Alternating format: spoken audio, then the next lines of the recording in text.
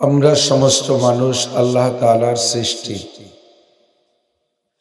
মানুষের বডি গঠনের ভিতরেও আল্লাহ পাক রব্বুল আলামিনের অসংখ্য নিপুণতা। গোটা সৃষ্টির ভিতরে কোথাও কোনো ত্রুটি আল্লাহ পাক রাখেন নাই। যাকে যেমন বানাইলে সুন্দর হয় তাকে তেমন বানাইছে।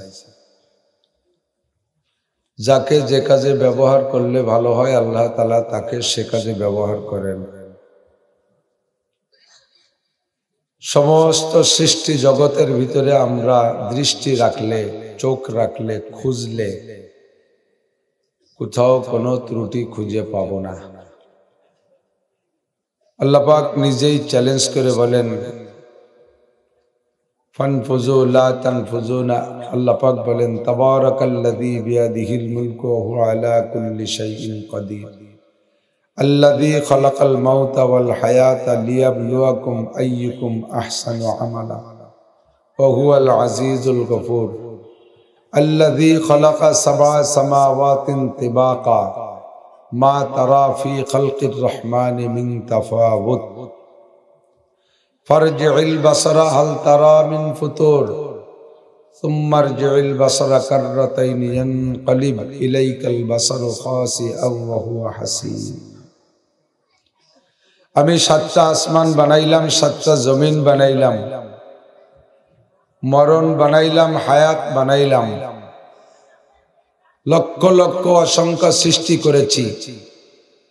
ফারজি'ল বাসারা হাল তারা মিন ফুতুর। দুনিয়ার জ্ঞানী গুণী বিজ্ঞানী পণ্ডিতরা তোমরা নামো, দেখো আমার সৃষ্টির ভিতরে কোথাও কোনো ত্রুটি পাও কিনা। একবার দেখে আসছো, কোথাও পাও নাই। সুম্মারজিল বাসারা কাররাতাইন, আবার যাও, আবার দেখো। সুম্মারজিল বাসারা কাররাতাইন, তুমি জেনে নাও ইয়ানকালিব ইলাইকাল বাসারু খাসিআন ওয়া হুয়া হাসীর। তুমি একেবারে ত্রুটি খুঁজে পাওয়ার থেকে নিরাশা হইয়া, বিমুখ হইয়া, কোথাও কোনো ত্রুটি না পেয়ে আবার জায়গায় ফিরে আসতে হবে, ঠিক কিনা?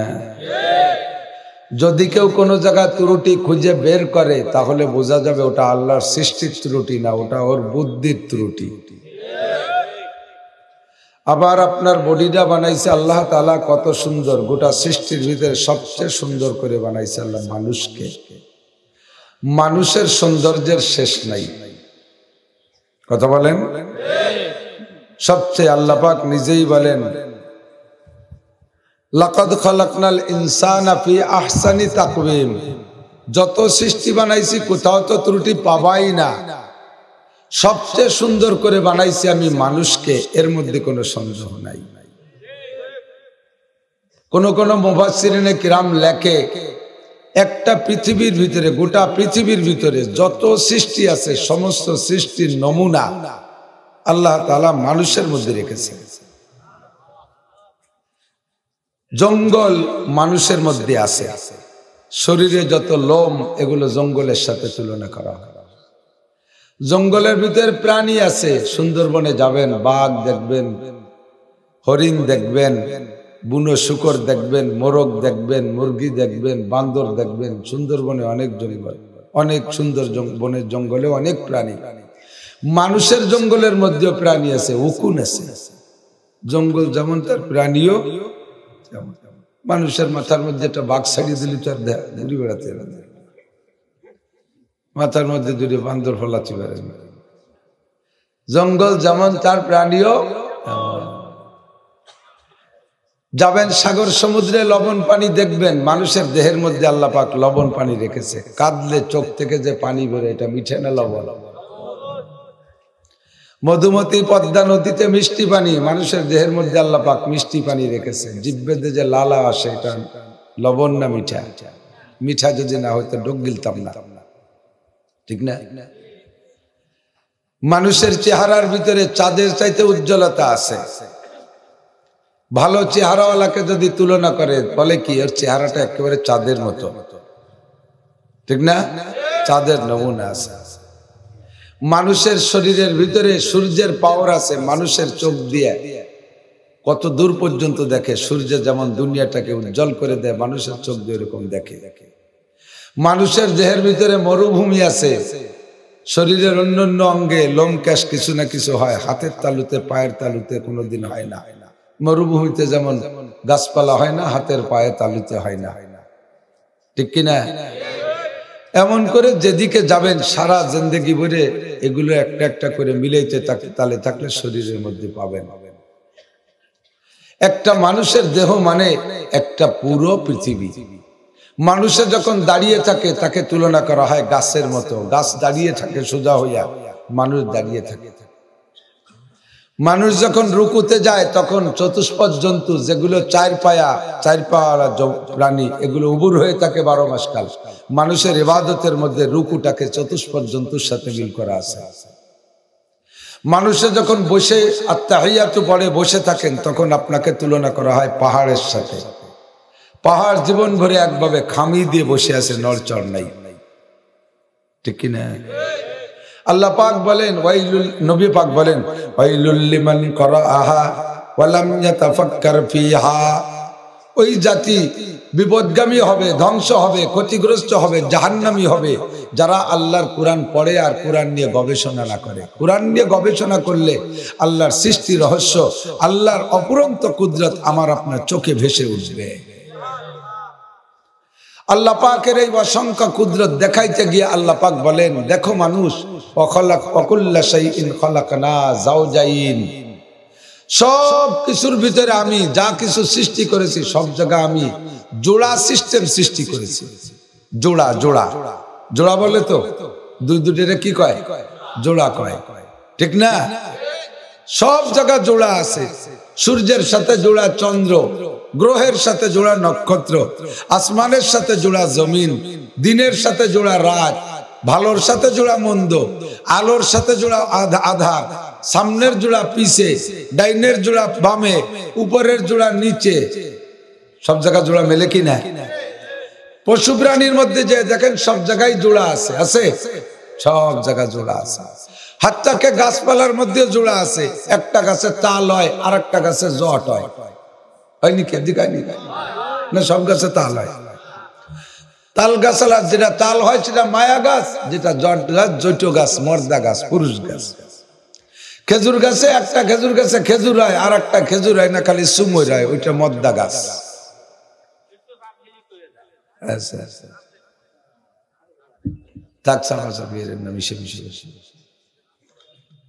তাহলে যেদিকে তাকাই সেদিকে জোড়া।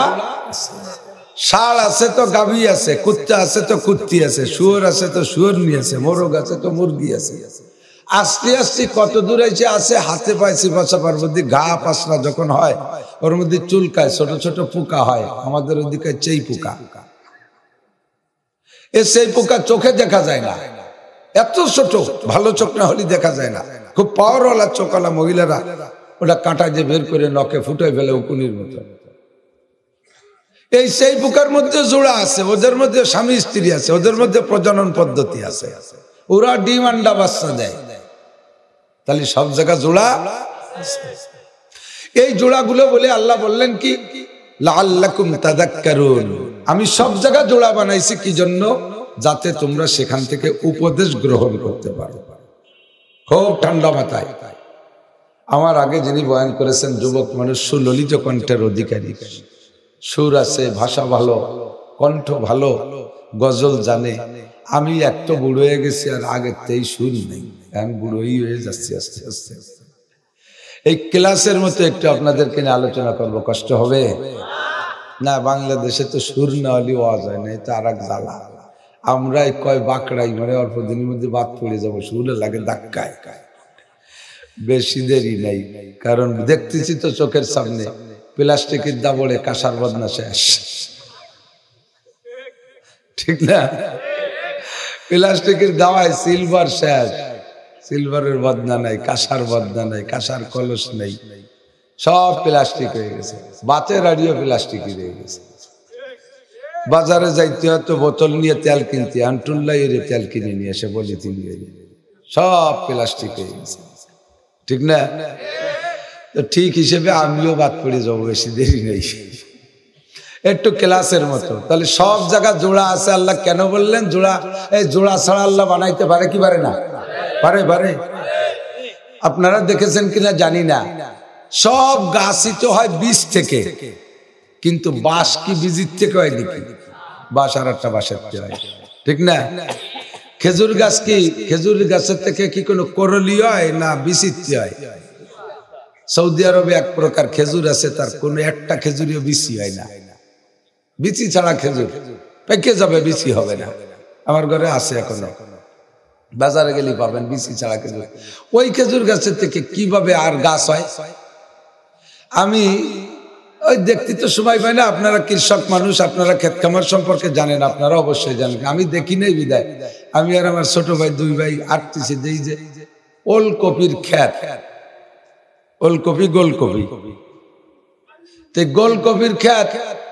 তা আমি ও কইছে বাজি ভাই এই গোলকপিতে তো কোনোদিন ফুল ফল হতে দেখলাম না, ওর সারা পাই কোন জায়গা? আমিও তো বুঝিনি, তুই কি বুঝিস নি? কইলো পাতো দেয়, বৃষ্টি নাই, সারা পাই কোন জায়গায়? কইলো পাতো দেয়। তা পাতো দিতে তো বৃষ্টি লাগলে, কয় বৃষ্টি ও কেন পাতো দেয়?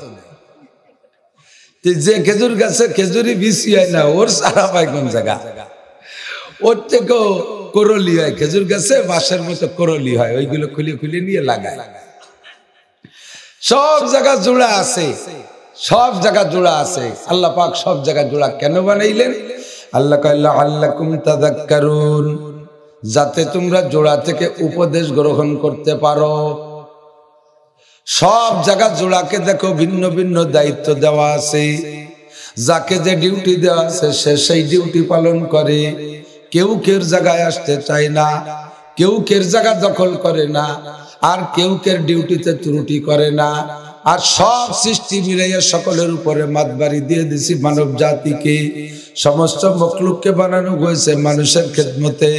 তোমাকে তোমার সামনে যাদেরকে খেদমতের জন্য দেয়া হয়েছে বান্দা, তারা যদি তোমার খেদমত সঠিকভাবে না করে, তোমাকে আমি পাওয়ার দিয়েছি, সুযোগ দিয়েছি, ক্ষমতা দিয়েছি, তুমি তোমার অধীনস্থদের উপরে হস্তক্ষেপ করতে পারো। মোরগরে যে দায়িত্ব দেওয়া হয়েছে, মোরগে যদি সেই দায়িত্ব পালন না করে, তুমি ইচ্ছা করলে মোরগরে জবাই করে খেয়ে ফেলতে পারো। এ অধিকার আছে তোমার, কোনোদিন তোমার সগীরা কবিরা গুনাহ হবে না।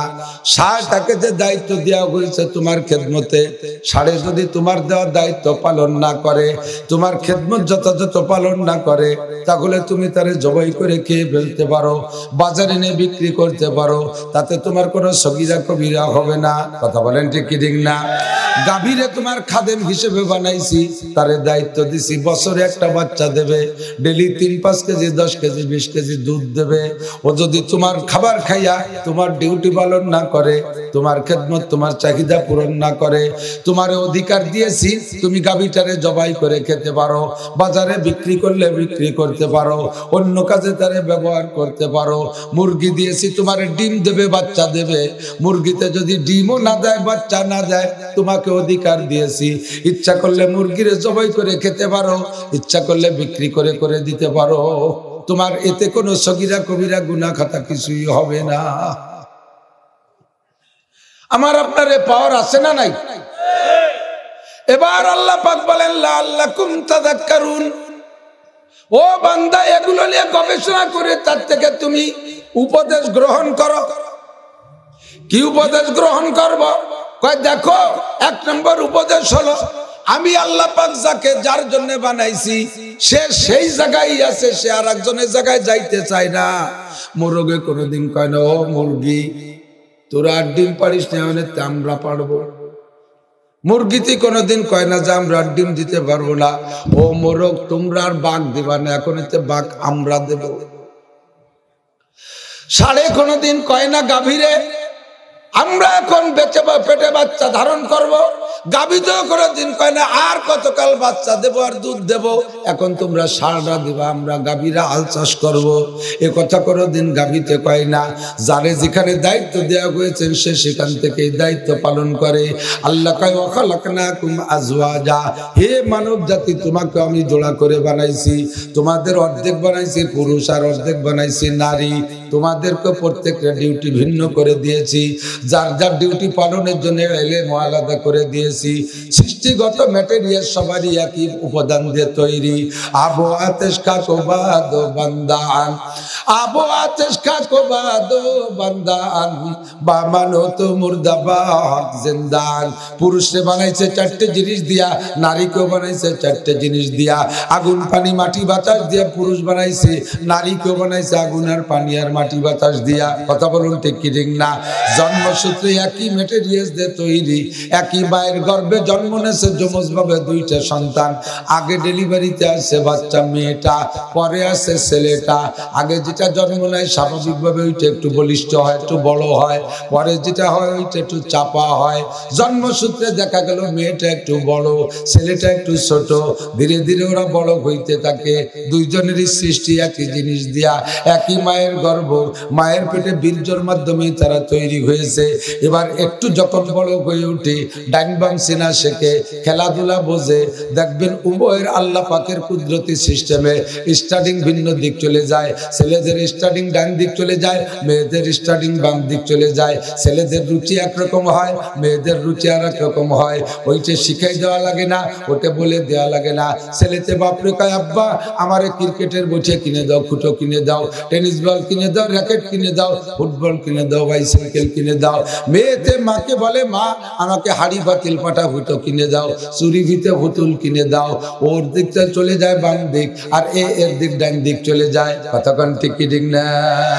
এরে কেউ রে শিখানো লাগে না, প্রত্যেকের স্টারিং বাম দিক ডান দিক চলে যায়। ছেলেটা জন্মসূত্রে বডিতে চাপা হয়েছিল, মনে হচ্ছিল যেন মেয়েটা হবে 6 ফুট আর ছেলেটা হবে 5 ফুট। সময় মতো টাইম মতো মেয়েটা তার একটা সাইজ আছে, 5 ফুট 2 ইঞ্চি 1 ইঞ্চি হয়ে মেয়েটা থেমে গেছে, আর বাড়ে না। তার শারীরিক গঠন পরিবর্তন অন্যভাবে, মেয়েলি বডি গঠন অন্যভাবে। সাবালে হওয়ার পরে তার শরীরের গঠন ভিন্নভাবে পরিবর্তন হয়ে যায়, আর ছেলেটার গঠন ভিন্নভাবে হয়ে যায়। ছেলেটার হালকা হালকা মোছের এক দেয়, শরীরে বিভিন্ন জায়গা বিভিন্ন রকম পরিবর্তন দেখায়। মেয়েটারও ভিন্ন রকম হয়ে যায়। মেয়েটার পক্ষ থেকে বাপে যাবেন আপনি কসমেটিক্সের দোকানে কসমেটিক্স কিনতে, যে বলবেন, ও দোকানদার বাবা আমার একটা ফেয়ার এন্ড লাভলি দাও। দোকানদার যুবক জিজ্ঞেস করবে, কাকা জেন্টস না লেডিস? আপনি কবেন ফেয়ার এন্ড লাভলি দাও, মা এতে কিনতে কইছে। দোকানদারে কবেন, বাবা একটা ফেয়ার এন্ড লাভলি দাও। যুবক, কাকা জেন্টস না লেডিস? বুড়ো তো জেন্টস আর লেডিস বোঝে না, বুড়ো মনে করছে জেন না ইনসান। কয় বাবা জেন আর ইনসান বুঝি না, আমার জরিনে মাখাবে। কয় বুঝছি কাকা, আর লাগবে না। তাহলে আপনার লেডিস ফেয়ার এন্ড লাভলি লাগবে। এর দ্বারা কি বোঝা যায়? পুরুষের ফেয়ার এন্ড লাভলি একরকম, মহিলাদের ফেয়ার এন্ড লাভলি আলাদা রকম। এর কারণই হলো আল্লাহ পাক জন্মসূত্রে পুরুষের ত্বক একরকম বানাইছে, নারীদের ত্বক ভিন্ন রকম বানাইছে। পুরুষের ত্বকে নারীদের ফেয়ার এন্ড লাভলি লাগাইলে ডিসকালার হয়ে যায়, নারীদের চেহারায় পুরুষের ফেয়ার এন্ড লাভলি লাগাইলে ডিসকালার হয়ে যায়। কুদরতি সিস্টেমে আল্লাহ পাক প্রত্যেককে পৃথক করে দিয়েছে। কথাক্ষণ ঠিক কিনা? জন্মসূত্রে ছোট্ট ছোট্ট মুরগির বাচ্চা টের পাওয়া যায় না কোনটা মোরগ আর কোনটা মুরগি হবে। একটু বড় হয়ে গেলে পর থেকে পার্থক্য হয়ে যায়। মুরগিটা চেহারা মুরগির মতো হয়, মোরগের বডি ফিগার ভিন্ন রকম হয়। মুরগির মাথায় বোল হয় না, মোরগের মাথায় বোল হয়। বড় হইলে মুরগিতে বাঘ দেয় না, মোরগটায় বাঘ দেয়। প্রত্যেকটি আল্লাহ যার যার জায়গায় ক্ষমতা যোগ্যতা ভিন্ন করে দিয়েছে, সে তার তার ডিউটি পালন করে। আল্লাহ পাক বলেন, ও মানুষ তোমাদেরকে আমি জোড়া জোড়া করে বানাইছি। পুরুষের এলেম একরকম, নারীদের এলেম আর এক রকম। পুরুষের ইবাদত একরকম, নারীদের ইবাদত আর এক রকম। পুরুষের পর্দা একরকম, নারীদের পর্দা আর এক রকম। পুরুষের কাজ একরকম, নারীদের কাজ আর এক রকম। কথা বলেন ঠিক কি ঠিক না? একই পর্দা, পর্দা শব্দটা পর্দা, এই পর্দা শব্দ পুরুষের জন্য ব্যবহার হয়, নারীদের জন্য ব্যবহার হয়। পুরুষের পর্দা নারীর পর্দা একরকম নাই। পুরুষের জন্য পর্দা হলো, আল্লাহ পাক বলেন, কুল্লিল মুমিনিন ইয়াগুদ্দু মিন আবসারিহিম। হে নবী, তুমি নবী তোমার উম্মতের পুরুষদেরকে বলে দাও, তাদের সামনে যদি অতর্কিত কোনো নারী আসিয়া যায়, তাহলে না জানা সত্ত্বে, না জানা থাকলে প্রথম নজর যদি পড়ে যায়, সঙ্গে সঙ্গে ইয়াগুদ্দু মিন আবসারিহিম, তারা যেন চক্ষু নিচু করে। পুরুষের শরীয়তের পর্দার চোখের পর্দার সিস্টেম এরকম। আর নারীদের ব্যাপারে পর্দা কি? আয়াতের ভিতরে আছে ওয়াকুল্লিল মুমিনাত ইয়াগদুদনা মিন আবসারিহিন্না ইয়াগদুদনা মিন আবসারিহিন্না। আর নারীদেরকে বলে দাও, অতর্কিত কোন পুরুষ যদি চোখের সামনে এসে যায়, প্রথম নজর পড়ে গেছে মনের অজান্তে, সঙ্গে সঙ্গে চক্ষু নিচু করে ফেলবে। নারীদেরকে বলে দাও অকারনা ফি বুয়ুতিকুন্না ওয়ালা তাবাররাজনা তাবাররুজাল জাহিলিয়াতিল উলা। মহিলারা থাকবা ঘরের ভিতরে, তোমরা বাহিরে আসবে না। তোমরা থাকবা ঘরের ভিতরে, বাহিরের কাজ করবে পুরুষে, ট্রাক চালাবে পুরুষে, বাস চালাবে পুরুষে, প্রাইভেট কার পুরুষে, ভ্যান চালাবে পুরুষে, রিক্সা চালাবে পুরুষে, খেত খামারে পুরুষে, বিমান চালাবে পুরুষে, চেয়ারম্যানি করবে পুরুষে, মেম্বারি করবে পুরুষে, এমপিগিরি করবে পুরুষে, বাহিরের যত কাজ আছে সব করবে পুরুষে, রাস্তাঘাটে পুরুষে, ব্যবসা কাজ করবে, ব্যবসা বাণিজ্য পুরুষের, হাট বাজারে যাবে পুরুষে। নারীরা তোমরা ওখানে যাবা না। করনা ফি বুয়ুতিকুন্না, তোমাদেরকে আল্লাহ পাক বানাইছে ঘরের সাজ হিসাবে। যার যার জায়গায় সেই ওয়াজ করবে পুরুষে, বয়ান করবে পুরুষে, ভাষণ দেবে পুরুষে, জোরে বলেন, শাসন করবে পুরুষে, মসজিদের ইমাম পুরুষ, ঈদগার ইমাম পুরুষ, জানাজার ইমাম পুরুষ, ওয়াজ নসিহত পুরুষের, বয়ান করবে পুরুষে। মহিলাদের পায়ের আওয়াজ পর্যন্ত পর্দায় রাখা ফরজ। তোমাদের পায়ের আওয়াজ পর্দায় রাখা ফরজ। কুরআন শরীফের ভিতরে আছে আল্লাহ পাক বলেন, নারীরা যদি বাড়ির চার দেওয়ালের ভিতরে, বাড়ির ভিতরে বিচরণ করে, হাঁটা চলা করে, এত স্লো গতিতে পা রাখবে মাটিতে, যাতে তার গায়ে কোনো জাকুনি না লাগে। আর জাকুনি যদি লাগে, শরীরে অলংকার থাকলে তার একটা শব্দ, ওই শব্দ অল টপকাইয়া যদি বাহিরে পর পুরুষের কানে যায়, তাহলে যতজন পুরুষ ওই আওয়াজ শুনবে, অতজন পুরুষের সাথে ওই মহিলার সাথে জিনার গুনাহ লেখা হবে। যার যার জায়গায় সেই থাকো। মহিলারা পুরুষের জায়গায় আইসো না, পুরুষরা মহিলার জায়গায় যাবে না। যার যার কাজ সেই করো। এবার যার যার কাজ সেই করতে তার এলেম লাগবে। কতক্ষণ? আমরা পুরুষ আমাদের নামাজ আলাদা কায়দায়, নারীদের নামাজ আলাদা কায়দায়। আল্লাহর নবী বলেন তালাবুল ইলমি ফারিদাতুন আলা কুল্লি মুসলিমিন ওয়া মুসলিমাত। যার যার ডিউটি সঠিকভাবে পালন করতে তার এলেম, তাকে সেইভাবে শিখে নিতে হবে। দ্বীনি এলেম শিক্ষা করা ফরজ। আমাদের দ্বীনি এলেম শিক্ষা করা ফরজ। এনিম্যান এভরিবডি, যার যতটুক লাগবে তার ততটুক শিক্ষা করা ফরজ। ফরজ হিসেবে বিশ্বাস করা ফরজ, শিক্ষা করাও ফরজ। কথা কি বোঝা যাচ্ছে? ফরজ শরীয়তের বিধান, আমলীয় অর্জনীয় হলো 1 নম্বরে ফরজ, 2 নম্বরে ওয়াজিব, 3 নম্বরে সুন্নাত, সুন্নাতে মুআক্কাদা, 4 নম্বরে মুস্তাহাব, 5 নম্বরে আরেকটা রাখা হয়েছে নফল, 6 নম্বরে বলা যায় মুবাহ। ফরজ আল্লাহর হুকুম, কোনো সুযোগ নাই ছেড়ে দেওয়া। ওয়াজিব আল্লাহর হুকুম, কোনো সুযোগ নাই ছেড়ে দেওয়া। সুন্নতে মুআক্কাদা, নবীর আমল ও কওল ও ফেল, কাজ ও হুকুম, কোনো সুযোগ নাই ছেড়ে দেওয়া। মুস্তাহাব করলে ভালো, নেকি আছে, না করলে নফল করলে নেকি আছে, না করলে নেকি নেই। মুস্তাহাব আর নফলকে একও বলা হয়। আর একটা হলো মুবাহ, করলে গুনাহ নাই, না করলে নেকিও নাই। না করলেও নেকি নাই, না করলেও গুনাহ নাই। আর নিষেধের যেগুলো 1 নম্বরে হারাম, 2 নম্বরে মাকরুহে তাহরিমি, 3 নম্বরে মাকরুহে তানজিহ। 1 নম্বরে হারাম, কোন অবস্থাতেই করার অনুমতি নাই। মাকরুহে তাহরিমি, এটাও করার অনুমতি নাই। 3 নম্বরে মাকরুহে তানজিহ, এটা সগীরা গুনাহ, যদিও করার অনুমতি নাই। তবে যদি ভুল ক্রমে হয়ে যায়, আল্লাহ পাক বলেন ইন তাজতানিবু কাবাইরা মা তুনহাউনা আনহু নুকাফির আনকুম সাইয়্যাতিকুম ওয়া নুদখিলকুম মুদখালান কারীমা। হে বান্দা, যদি তুমি কবিরা গুনাহগুলো, হারাম আর মাকরুহে তাহরিমি গুলো ছেড়ে দিতে পারো, এগুলো পরিহার করে চলতে পারো, তোমার জিন্দেগিতে চলার পথে অতর্কিত মাকরুহে তানজিহ সগীরা গুনাহগুলো হয়ে যাবে। নুকাফির আনকুম সাইয়্যাতিকুম, আমি আল্লাহ তাআলা নিজ গুণে তোমার সগীরা গুনাহ বিনা তওবায় ক্ষমা করে দেব। আল্লাহ পাক বলেন আকিমিস সালাতা তারাফাইন নাহারি ওয়া যুলাফান মিনাল লাইল ইন্নাল হাসানাতি ইউযহিবনাস সাইয়্যাত যালিকা যিকরা লিয-যাকিরিন। আমার নবী বলেন আসসালাওয়াতুল খামস ওয়াল জুমআতু ইলা জুমআ ওয়া রমাদানু ইলা রমাদান মুকাফফিরাতুম মা বাইনাহুন্না ইযা ইজতানাবাল কাবায়ের। হে বান্দা ভালো করে শুনে নাও, বড় আল্লাহর রাসূল আমাদের জন্য অফার ছেড়ে দিয়েছেন। আল্লাহর নবী বলেন আমার হাতের দিকে তাকান। বহুবার হয়তো দেখাই থাকতে পারি, আমার হাতের দিকে তাকান, আবারও স্মরণ রাখেন। প্রত্যেকটা মানুষের হাতের আঙ্গুলকে স্বাধীনভাবে ফাঁকা করলে সিস্টেমটা এমন হয়, এমন হয়। একটু ট্রাই করে দেখতে পারেন, যেটা যেদিক যাক তাতে সব ফাঁকা কি সমান? এইটা একটু বেশি, এরপরের গুলোর পাশাপাশি সমান সমান, আর এখান থেকে এইটার মাথা অনেক দূর, ঠিক না? আল্লাহ নবী বলেন আসসালাওয়াতুল খামস, 5 ওয়াক্তের নামাজ তোমার হাতের 5টা আঙ্গুলের মতো। এইটা তোমার ফজরের ওয়াক্ত, বৃদ্ধাঙ্গুলের মাথায় ফজর, শাহাদাত আঙ্গুলের মাথায় তোমার যোহর। এ জায়গা ফাঁকাটা মাঝারি ধরনের। ফজরের নামাজ পড়ছো, জোহরের নামাজ পড়ছো, 2 নামাজের মাঝখানে যত মাকরুহে তানজি আর সগীরা গুনাহ 2 নামাজের ওসিলায় আল্লাহ তাআলা শেষ করিয়া দেয়। এরপরে আসর, মাগরিব, ঈশা ছোট ছোট ফাঁকা, পরিমাণ মতো কাছাকাছি দূরত্ব। মাগরিবের তে ঈশা এদিক, মাগরিবের তে ঈশা, আসরের তে মাগরিব যতটুকু টাইম, মাগরিবের তে ঈশাও কিন্তু তার চেয়ে কম না।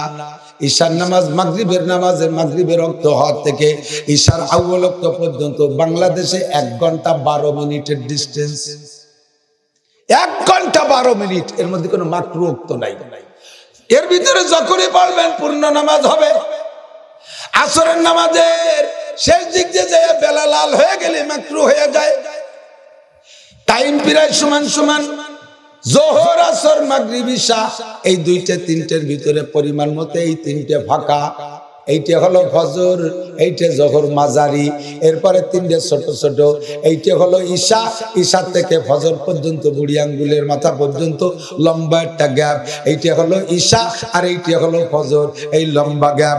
আল্লাহ নবী বলেন আসসালাওয়াতুল খামস, যে ব্যক্তি 5 ওয়াক্ত নামাজ যথারীতি ঠিক করে পড়বে, 2 নামাজের মাঝখানে যত সগীরা গুনাহ হবে, যত মাকরুহে তানজি হবে, আল্লাহ পাক রব্বুল আলামিন এই 5 ওয়াক্ত নামাজের বিনিময় তোমার এই 5 ওয়াক্ত নামাজের গ্যাপের সব সগীরা গুনাহ মাফ করিয়া দেয়।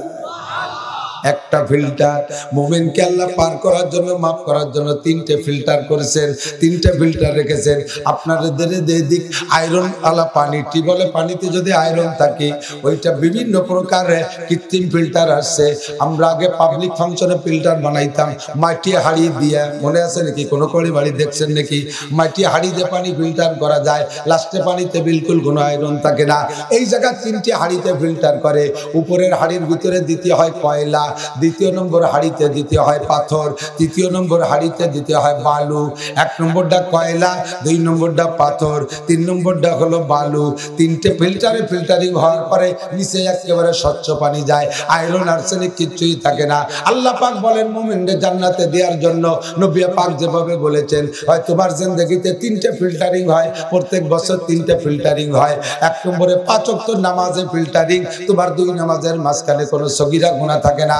2 নম্বরে ওয়াল জুমআতু ইলাল জুমআ, 2য় নম্বর ফিল্টার পাথরের ফিল্টার। এই জায়গা থেকে পাথরের হাড়ি, এটা হলো গত জুমার নামাজ পড়েছো, আবার আগামী জুমায় নামাজ পড়বা। 2 জুমার মাঝখানে যে 6 দিন আছে, 2 জুমার ওসিলায় আল্লাহ তাআলা মাঝখানে 6 দিনের সব সগীরা গুনাহ মাফ করিয়া দেয়। আর কোনো আয়রন থাকে না, সেকেন্ড আয়রন। 3 নম্বর ফিল্টার হলো আল্লাহ নবী বলেন রমাদান ইলা রমাদান, গত রমজানে রোজা রেখেছো, আগামী রমজানে রোজা রাখবা। রাজি আছেন তো ইনশাআল্লাহ? জোরে বলেন রাজি। রোজার ব্যাপারে ইনশাআল্লাহ না, রমজান মাস পাওয়ার ব্যাপারে ইনশাআল্লাহ। রমজান যদি ইনশাআল্লাহ পাই, তাহলে রোজার ব্যাপারে হলো রাখবই। কোন একটু রাখবেন? রোজা রাখবই ইনশাআল্লাহ। রমজান পাইলে ইনশাআল্লাহ কার সাথে? রমজানের সাথে, রোজার সাথে না। রোজার সাথে ইনশাআল্লাহ কইলে আপনার ঈমান হয় নাই। নামাজের সাথে ইনশাআল্লাহ বললে ঈমান হবে না। হজের সাথে ইনশাআল্লাহ বললে ঈমান হবে না, যাকাতের সাথে ইনশাআল্লাহ বললে ঈমান হবে না। এগুলো তৌফিক আর সুযোগ আর সময়ের সাথে হবে ইনশাআল্লাহ সেটিং। ইবাদতের ব্যাপারে হবে নামাজ পড়বই, রোজা রাখবই, হজ করবই, যাকাত দেবই, পর্দা করবই, হালাল খাবই, মদ খাবই না, বিড়ি খাবই না, জিনা করবই না, মিথ্যা বলবই না, দুষ্কৃতি করবই না, জুলুম করবই না, আইল ঠালবই না, মিথ্যা সাক্ষী দেবই না, মিথ্যা মামলা করবই না, অকথ্য ভাষায় গালাগালি করবই না, বেপরদা করবই না। কথা বলেন। এর সাথে হলো এইভাবে আর ওর সাথে ওইভাবে আমাদের প্রতিজ্ঞাবদ্ধ হইতে হবে। আল্লাহ নবী বলেন 3 নম্বর ফিল্টার, গত রমজানে রোজা রেখেছো, আগামী রমজানে রোজা রাখবা। 3 নম্বর বালির ফিল্টার হয়ে যাবে। বালির ফিল্টার ফাইনাল ফিল্টার। এই ফিল্টারের পরে এই হাড়ির পরে আর জান্নাত পরিমাণ কিছু যায় না। সারা বছর যা করছো না করছো, রমজান মাসের রোজাটা কায়দা মতো ফিল্টার। যে রাখবে রোজা তার নফস হবে সোজা। যত যত বাহাদুর হন না কেন, 16-17 ঘন্টা জ্যোষ্ঠী মাসে রোজা যদি হয় আর যদি খরা হয়, আসরের পরে আর কোনো হুলুক থাকে না। সোজা না কুজো হয়ে যায়, নফস হয় সোজা, বডি হয় কুজা। ঠিক না? যত সুন্দরী ভাইয়া সামনে এনে দাও, সে সময় কই আনলে না না তুই রাত্রি আছি, জম্মের সুজা হয়ে যায় নফস। এজন্য নবী বলেন ফালাইকা বিসম ফাইন্নাহু বিজা। এই যার বিয়ে করার মতো তৌফিক নাই, তুই বিয়ে করিস না, তবে আকাম করে বেড়াইস না, তুই থাকবি রোজা। ফাইন্নাহু বিজা, তার নাম হলো সুজা। 3 নম্বর রমজানের রোজা রাখলে নফস কন্ট্রোল হয়ে যায়, নফস সুজা হয়ে যায়। মাঝখানে 11 মাসের সগীরা গুনাহ সব মাফ। আল্লাহ পাক রব্বুল আলামিন আমাকে আপনাকে জান্নাতে দেওয়ার জন্য বহুত চেষ্টা, বহুত প্রচেষ্টা, বহুত ব্যবস্থা রেখেছেন। কথা বলুন ঠিক কি ঠিক না? সগীরা গুনাহ এমন করে মাফ হয়ে যায়, কবিরা গুনাহ ছেড়ে দিতে হবে, কবিরা গুনাহ ছেড়ে দিতে হবে। নবী পাক সাল্লাল্লাহু আলাইহি ওয়াসাল্লাম সাহাবায়ে কিরামদেরকে নিয়ে বয়ান করতেছেন। ইতিমধ্যে হুজুর একটা হাদিস শোনানোর জন্য সাহাবায়ে কিরামদেরকে ডাক দিয়ে বললেন, হযরত আবু হুরায়রা থেকে বর্ণনা, قال আবু হুরায়রা রাদিয়াল্লাহু তাআলা আনহু قال النبي صلى الله عليه وسلم ما يأخذ مني خمس خصال فيعمل بهن। এ তোমাদের মধ্যে কে আছো আমার থেকে 5টা যোগ্যতা অর্জন করবা, আমি 5টা যোগ্যতা অর্জনের প্রস্তাব রাখি, কে আছো তোমরা নিবা। ফায়ামালু বিহিন্না, নিজে কথাগুলো নিয়ে আমল করবা। আও ইউআল্লিমু মা ইয়ামালু বিহিন্না, এখানে আও বামানা ওয়াও, এবং অন্যর কাছে কথাগুলো পৌঁছায় দিবা। যারা কথাগুলো আমল করতে চায় তাদের কাছে কথা 5টা পৌঁছায় দিবা। মনে থাকবে তো আপনাদের ইনশাআল্লাহ? মাত্র কয়টা কথা আমি আপনাদের 5টাই বলে দেব। 5টা কথা মনে রাখবেন। এই 5টা কথা যদি মনে রাখেন, 5টা কথা নিজে আমল করবেন আর অন্যের কাছে পৌঁছায় দেবেন। চার দোকানে বসে ফাও গল্প করবেন না, গীবত শিকায়েতের আড্ডার মধ্যে বসার দরকার নাই। হাসিনারে উঠো খালেদারে ডুবো, খালেদারে উঠো হাসিনারে ডুবো। চার দোকানে বসে বসে ফাও দরবার, এগুলো বাদ দেই। 5টা কথার আলোচনা করবেন। আপনার 5টা কথা আমিও দায়িত্ব দিলাম, নবী পাকও দায়িত্ব দিয়েছেন। নবী কয় বাল্লিগু আন্নি ওয়ালাউ আয়া, আমার থেকে একটা আয়াত যদি জানো, একটা কথাও যদি জানো, অন্য না জানা মানুষের কাছে পৌঁছে দাও। এলাকার সব মানুষ মাহফিলে আসে নাই, সবাই ইউটিউবের বয়ান শোনেও না। যারা ওয়াজের ভক্ত তারা শোনে, কথা বলেন। আর যারা ওয়াজের ভক্ত না শোনে না, আপনাদের সকলকে আমি ওয়াজের খিলাফতি দিলাম। এই 5টা কথা চার দোকানে বসে আলোচনা করবেন, ইউনিয়ন কাউন্সিলে বসে আলোচনা করবেন, হাটে বাজারে যাবেন আলোচনা করবেন, মাঠে কৃষকদের সাথে একসাথে পেঁয়াজ লাগানো, পেঁয়াজ উঠানোর কাজ করবেন। ও জায়গা বসে দুনিয়ার বাজে দরবার বাদ দিয়ে 5টা কথা নিয়ে নিজেরা তফসির করবেন, ব্যাখ্যা করবেন। যেভাবে বলি, কে আছো তোমাদের মধ্যে 5টা কথা নিবা, নিজে আমল করবা, অন্যরে শিখাই দেবা, তারা আমল করবে। ফাকামা আবু হুরায়রা, আবু হুরায়রা দাঁড়িয়ে গেলেন। ফাকালা না ইয়া রাসূলুল্লাহ, আমি এই 5টা কথা নেব, নিজে আমল করব, অন্যর কাছে পৌঁছাই দিব। বলেন হুজুর 5টা কথা কি? আবু হুরায়রা বলেন ফাকাতা বিয়াদি, হুজুর আমার হাত ধরলেন, 5 ওয়াক্ত নামাজের মতো 5টা কথা। আমার হাত হুজুর ধরলেন, হাত ধরে ফাদাহুন্না ফিহা, হাতের 5টা আঙ্গুল আছে, এই 5টা আঙ্গুলের সাথে হুজুর 5টা কথা মিশিয়ে দিলেন। এই 5টা আঙ্গুলের ভিতরে 5টার মধ্যে ছোট বড় আছে। এইটা যদিও সাইজই ছোট, তবে সবাই মুরব্বী। এর নামও কি আঙ্গুল? বুড়ি আঙ্গুল। আপনাদের যদি বুড়ি কয়, আমাকে দিক বুড়ো কয়, তাহলে বুড়ো বুড়ি করে এক ফ্যামিলি। মুরব্বী আঙ্গুল বুড়ো আঙ্গুল এটা বড় ডেঞ্জারাস। বাংলাদেশের মর্যাদা এক, আর বিদেশে অন্য মর্যাদা। বাংলাদেশে এই আঙ্গুল দেখালি কোনো খেপা খেপি নাই, এটা দেখালিও চেতেরা, এটা দেখালিও চেতেরা। যদি তুই আবার এই করিস, কেউ খেপে, তুই আবার এই করিস, তুই আবার এই করিস, তুই আবার এই করিস, কেউ কিছু কবে, তুই আবার এই করিস, ভাই আয় তোর এটা ভেঙে লেন। এইটা বলো ডেঞ্জারাস, বিপজ্জনক আঙ্গুল, ঠিক না? এই জন্য নবী প্রচন্ডারে 1 নম্বরটা বিপজ্জনকটারে বুড়োর সাথে মিলাইছে। হুজুর কয় 5টার ভিতরে 1 নম্বরে ইত্তাকিল মাহারিম। এই বিপদের সাথে রয়েছে বিপদ।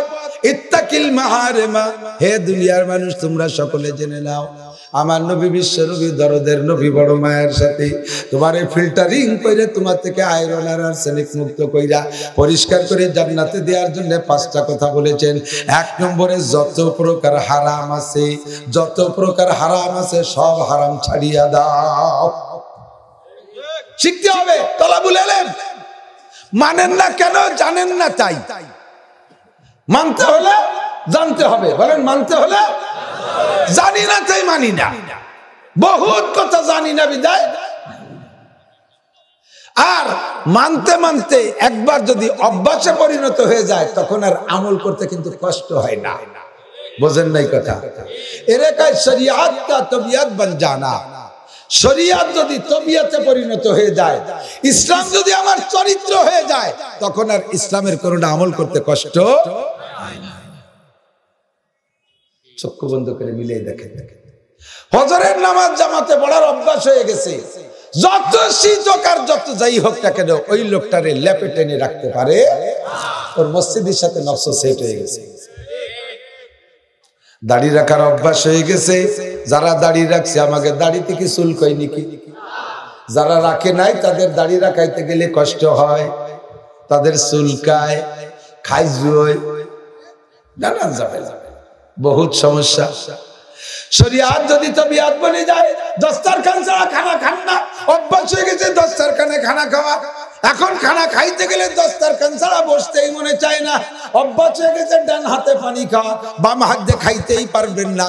অভ্যাস হয়ে গেছে ডান হাতে চা খাওয়া, অভ্যাস হয়ে গেছে আর বাম হাতে চা খাইতে গেলে দেখবেন কাঁপে, জায়গা মতো মুখ মতো যায় না।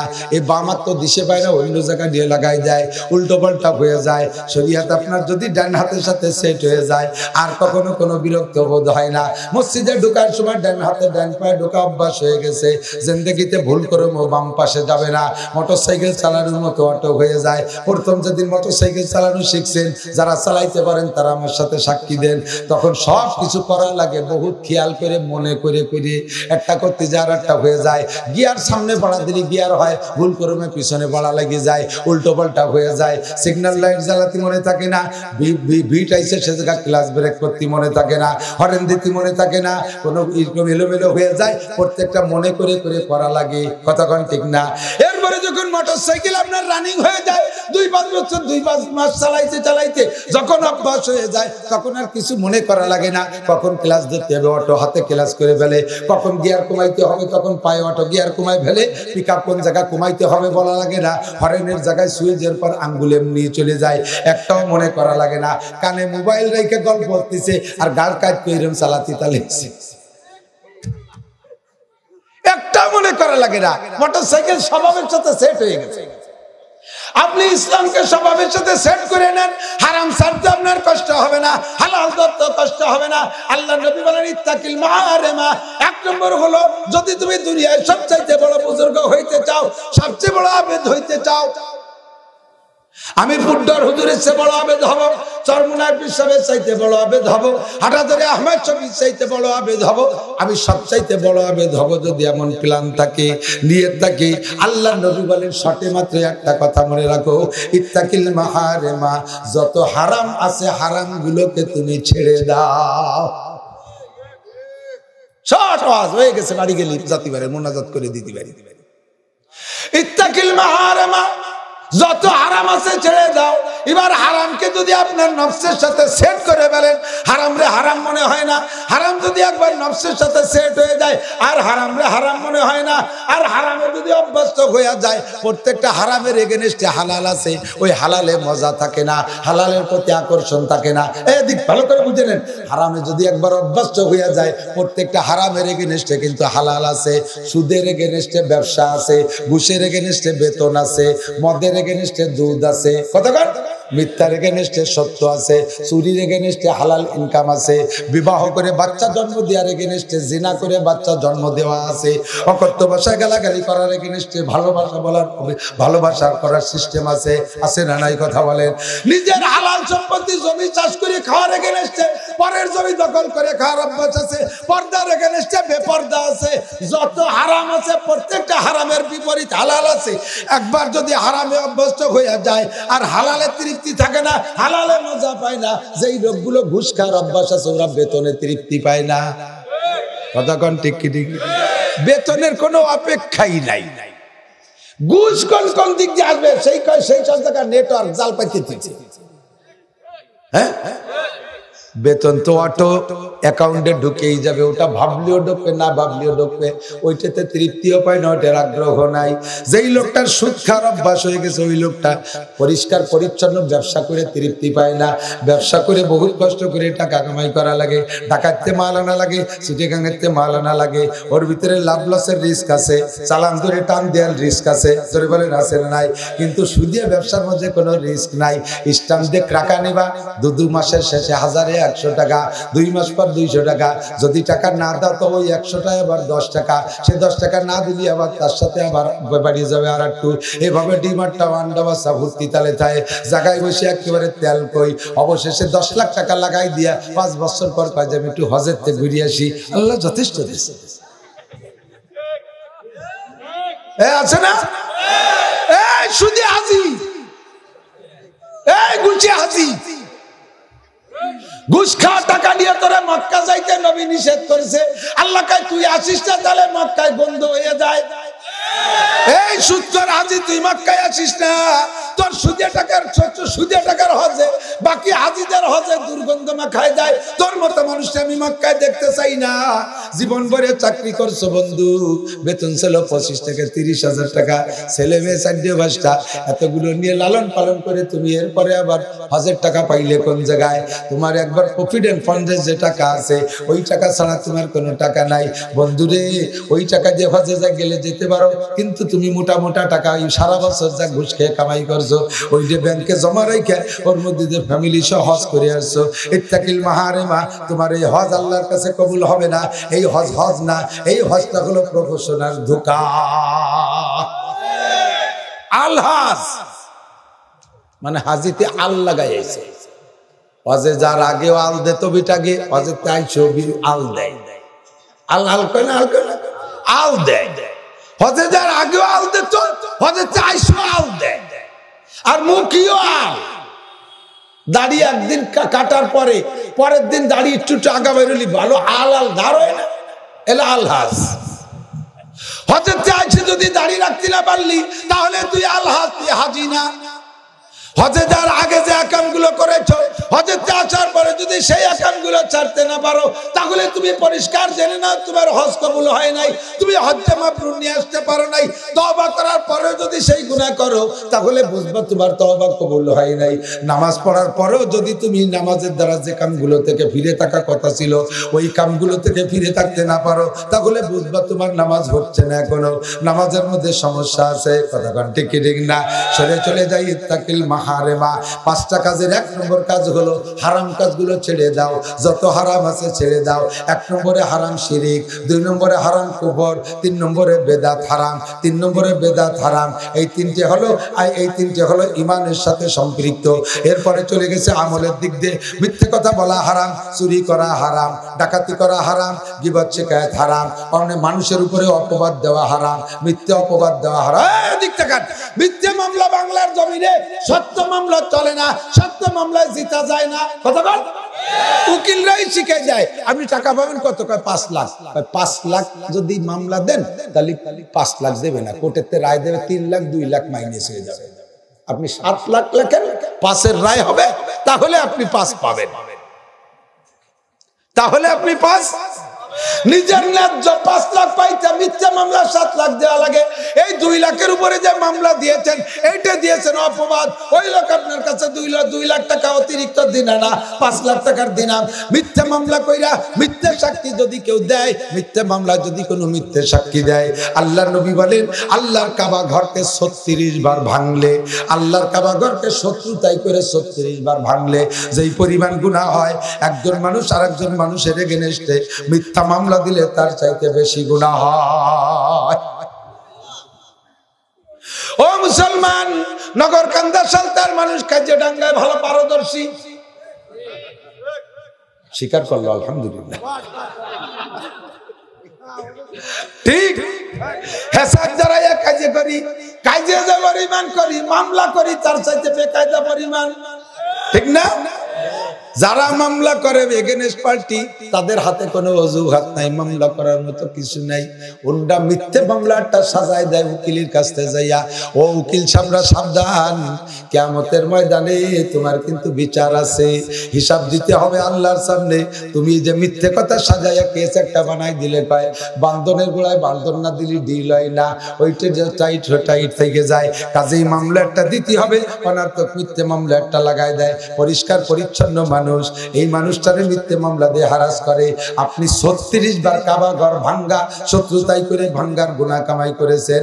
ইত্তাকিল মাহারেমা, যত হারাম আছে হারাম কাজগুলো ছেড়ে দেন বন্ধুরে। মিথ্যে মামলা হারাম, মিথ্যে সাক্ষী হারাম, জাল দলিল করা হারাম, পরের জমি জবরদস্তি করে খাওয়া হারাম, জুলুম করা হারাম, আইল ঠেলা হারাম। আল্লাহ নবী বলেন মান যালামা শিবরাম মিনাল আরদ, যেই ব্যক্তি জমিনের থেকে আধা হাত 1 বিঘা পরিমাণ জুলুম করে আইল ঠেলে খায়, আইল ঠেলার সিস্টেম আছে আলাদা। কিছু কিছু আল্লাহর ওলি বুজুর্গ মানুষ আসরের নামাজ পড়ে পাগড়ি বাঁধে তসবিহ গাছ হাতে নিয়ে ছোট টেঙ্গি একটা হাতে নিয়ে জিকির ফিকিরের সাথে আইল ঠেলে। বিকেল বেলা তেমন কেউ মাঠে যায় না, বিকেলে উনি যাইয়া জিকিরের সাথে সুবহানাল্লাহ, আলহামদুলিল্লাহ, আল্লাহু আকবার, লা ইলাহা ইল্লাল্লাহ, লা ইলাহা ইল্লাল্লাহ, কোপে কোপে জিকির। বুড়ো হয়ে গেছে, সব কাজেতে রিটার্ন, আইল ঠেলা কাজটা ওনার রানিং আছে। বুড়োর জমি কিনতে যাবেন, যে বলবেন কাকা জমি কি ম্যাপে মানচিত্রে জমিতে মাপে ঠিক আছে, নিশ্চিন্তে কিনবা বাবা। খালেক মোল্লার জমি 2 কাঠা বাড়ে ছাড়া কমে না। 30টা বছর জিকির ফিকির আইল ঠেলা। এই খালেক মোল্লা কেউ থাকলে তার জন্য ধরে হয়েছেন না, তোমারে কইছে হুজুর, আমি কই ঠুয়োটা। অনেক সময় ঠুয়ো গলিও মিলে যায়। কাজেই আমি কেন থেকে শুনে বলি না আল্লাহু আকবার। বাড়ির পাশের বাড়ি এদিক থেকে, বাড়ির পাশের জমির আইল ঠেলার নিয়ম কি জানেন? প্রত্যেক বছর বেড়া দেয়। এবার যে জায়গা খুঁটি কাটছে, আগামী বছর ওই পুরন বেড়া দিতে যায় খুঁটিতে 1 ইঞ্চি করে সরায়। টেরবার কায়দা নাই, ওই খালি সাথে একটু বাড়াইয়া একটু ঠেলিয়া। আবার অনেকে আছে বেড়ার মাথার ভাষা রাখছে বাড়ির মধ্যে, মাথা কাট করে দিয়েছে বাইরে। আবার মাথা রাখছে বাড়ির ভিতরের দিক, পাছাটা বাইরের দিক দিয়া আস্তে আস্তে ইঞ্চি ইঞ্চি করে ঠেলে। এমন করে 30 বছর যদি ঠেলে, 30 ইঞ্চিতে কয় ফুট? 2.5 ফুট। এই 2.5 ফুট বাড়ির চতুর্দিক দিয়ে বাড়লে কয় কাঠা বাড়ে? এইভাবে আইল ঠেলছ দোস্ত, তুমি জমি কিন্তু নিয়ে যেতে পারবা না। নবী কয় তুবিকা হু ইয়াউমাল কিয়ামাতে সাবওয়ার দিন, হাসরের মাঠে আধা হাত জমি যারা ঠেলে খায়, জবরদস্তি করে জুলুম করে খায়, ওই সমস্ত মানুষের গলায় 7টা জমিনে আংটা লাগাইয়া ঘাড়ে বাঁকা করিয়া ওই যে গাড়ির সাথে সিকেল যে বাঁধে দিয়ে 14 মহিনে গুরজু নিয়ে ফেরেশতারা মাজার কাছে দাঁড়াবে। বুড়ো ওঠ, এই যে জমি, যেই জমি নিয়ে ঠেলাঠেলি করছিলি, এই যে সেই জমি, ওঠ সোজা, কয় কাঠা লাগবে খা। বুড়ো কুত্তি চালে চাটো কারো বাবা ভাবতেছি নিয়ে গলাতে খুলিয়ে দাও, তে ট্যাংরা ভাঙিয়ে বেড়াই দেবে, বাড়ো গিয়ে মাজা খুলিয়ে বেড়াই দেবে, কোমর ভেঙে বেড়াই দেবে। 1 কাঠা জমি নিয়ে যাইতে পারো নাই। আমি কয়েক মাস আগে গিয়েছিলাম ঢাকা সাভার একটা মাহফিলে। সাভারের টিউনো সাহেব আমার মাহফিলে আসছে। উনি আমাদের গোপালগঞ্জে ছিলেন।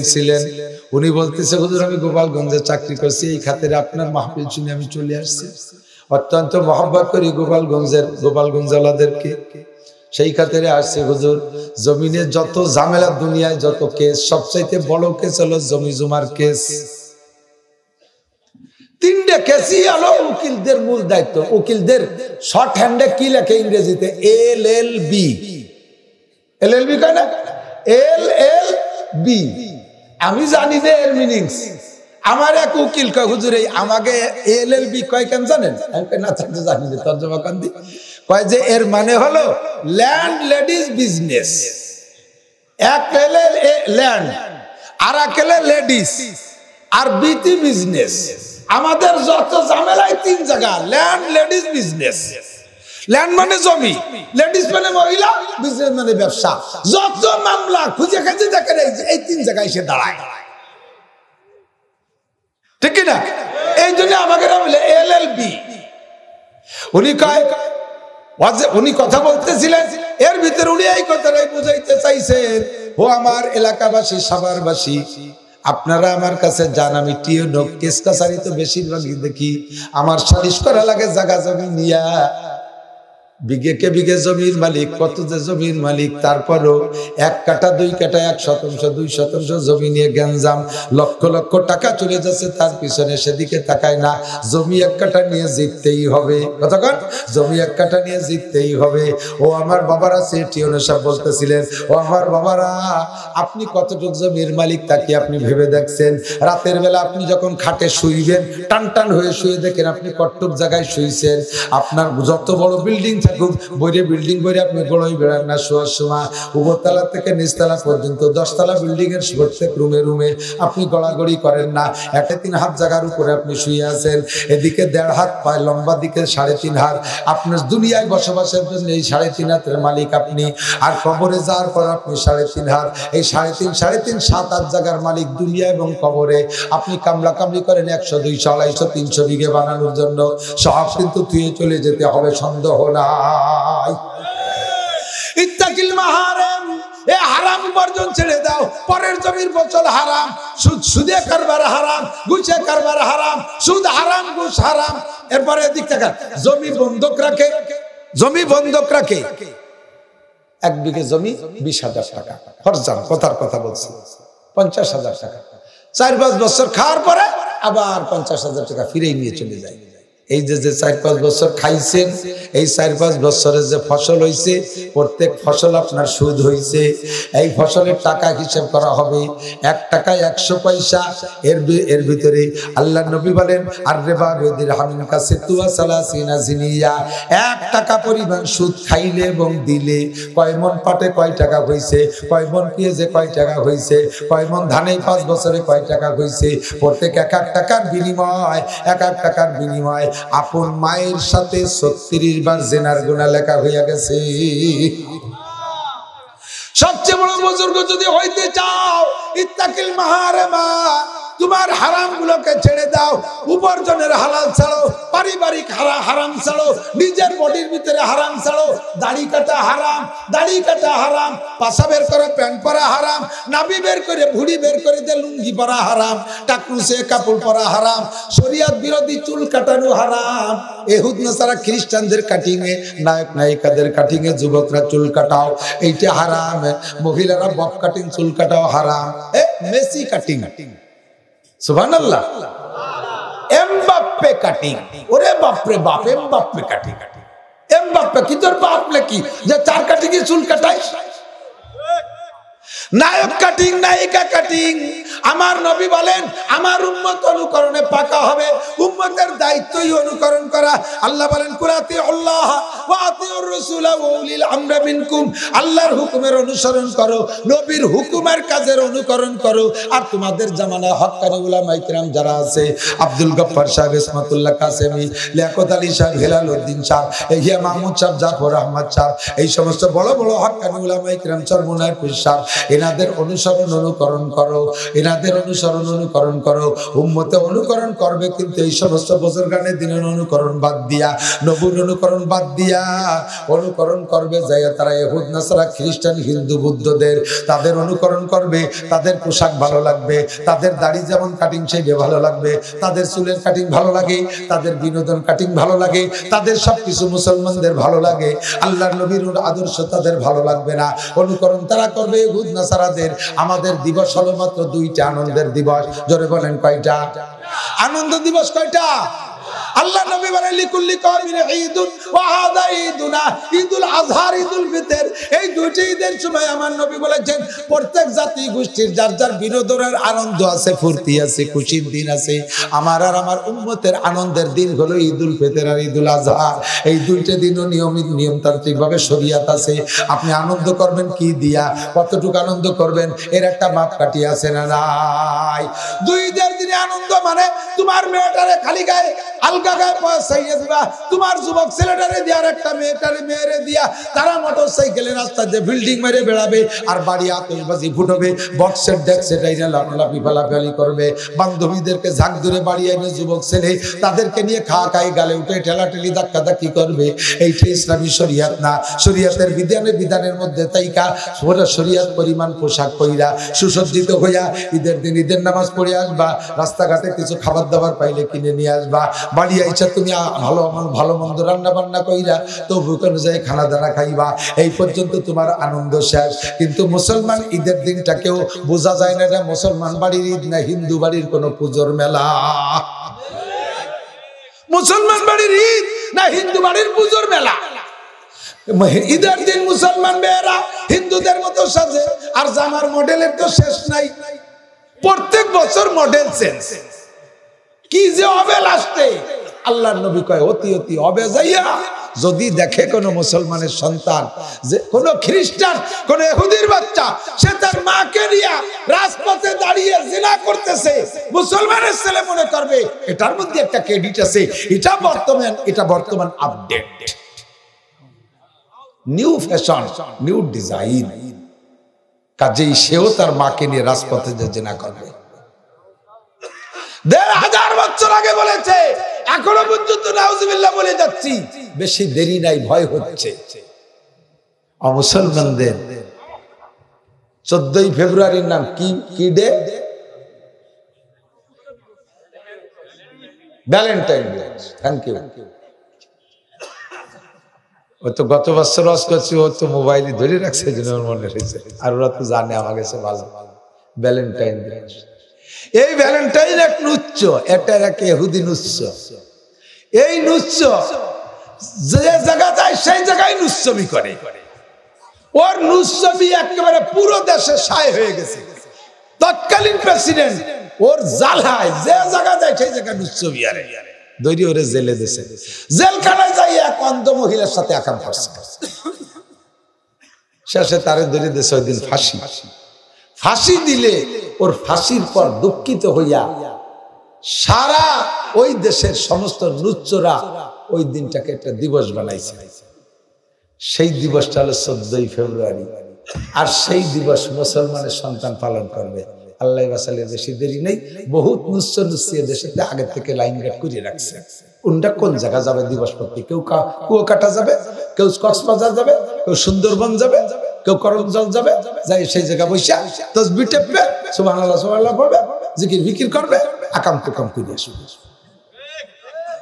সারা পৃথিবীতে এই দিবস মুসলমানদের দিবস। কোন মুসলমানের বাচ্চা যদি করিস ওই ভ্যালেন্টাইন জাহান্নামী, আল্লাহ পাক রব্বুল আলামিন তোকে ভ্যালেন্টাইনের সাথে জাহান্নামে পাঠাবে।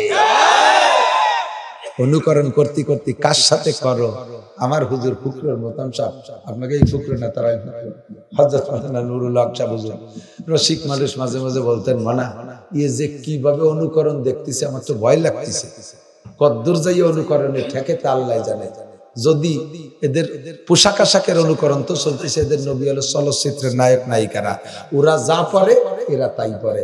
যদি কোনোদিন কোনো সিনেমার মধ্যে দেখে যে কোনো নায়ক শুটিং করার ভিতর দিয়ে পেশাব করতে গেছে, ব্যস্ততার সাথে শুটিং দিক দিয়ে চলে এসে চেন আটকাতি মনে নাই, আর ওই ব্যবস্থায় যদি ছবি একটা আসে তাহলে এরা মনে করবে এটা একটা নিউ ফ্যাশন, এটা একটা ডিজাইন, এখন চেন আটকানো হবে না।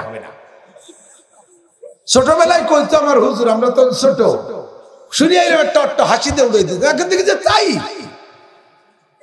নাভির উপরের থেকে হাঁটুর নিচ পর্যন্ত এটুক সম্পূর্ণ সতর, এর প্রত্যেকটা ইঞ্চি ইঞ্চির একই রকম মর্যাদা, প্রত্যেকটা ইঞ্চির একই রকম হুকুম। তুমি শরমটা বের করা যে কথা, রান বের করা সেই কথা, পাছার দিক দিয়ে বের করা সেই কথা, নাভির দিক দিয়ে বের করা সেই কথা।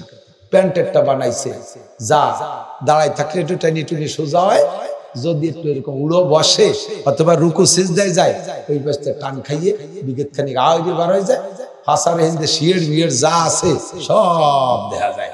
পিছনের মুসল্লিকে নামাজ পড়া খাইয়ে কথা আছে না, পিছনের মুসল্লি নামাজ না পড়ে দাঁড়ায় রয়েছে, তুই রুকুতি যাবি না, কয় রুকুতি কি যাবো, ভাষা দেখো না রুকু দেখো।